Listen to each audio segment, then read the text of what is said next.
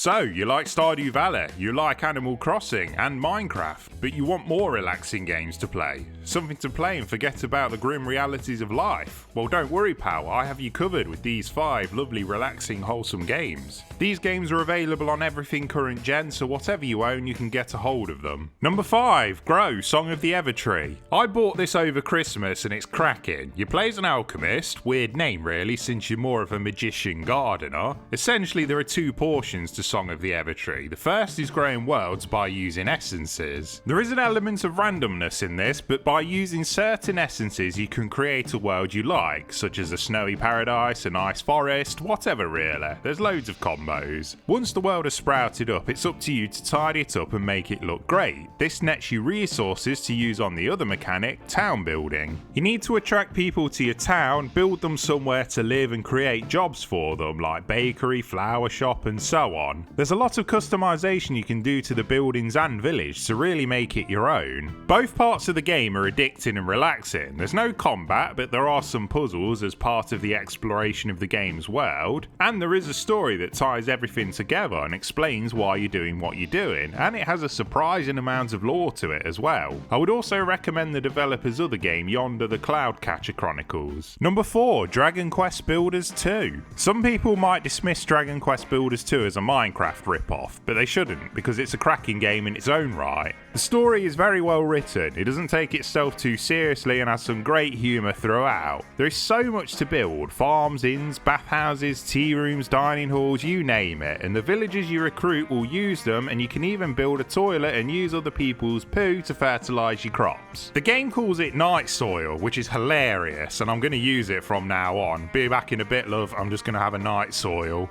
The game teaches you everything really well, and the story mode shows you how to grow a thriving community, but it does take a while until it really takes you off the leash, but stick with it. There is combat, but it's very simple and easy, so don't worry about dying over and over. The only annoying thing about the game is that to unlock the co-op sandbox mode you have to play a few hours of the story first, but it does teach you a lot, so it's a double-edged sword, isn't it? As a creative, relaxing time though, you can do a lot worse. Give it a bash. Number 3, House Flipper. I find this game so satisfying, and that's just the cleaning part. Getting all the dirt and grime out of the house is oof.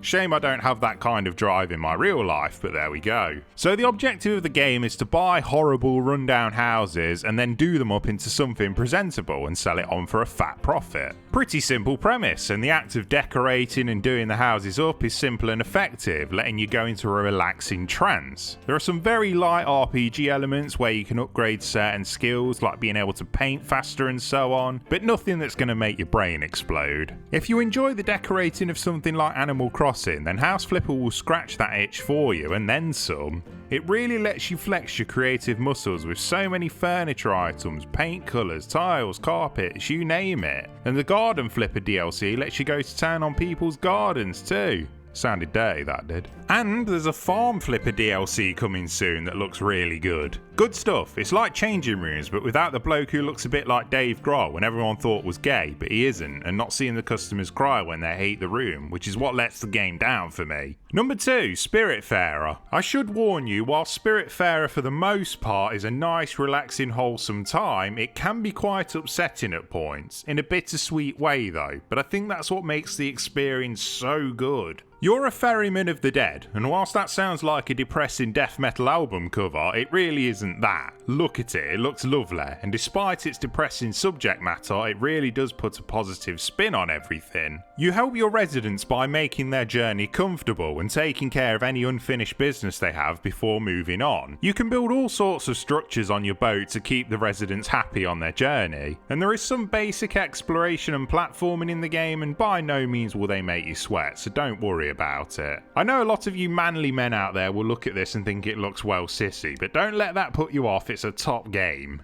Number 1, Doom Eternal.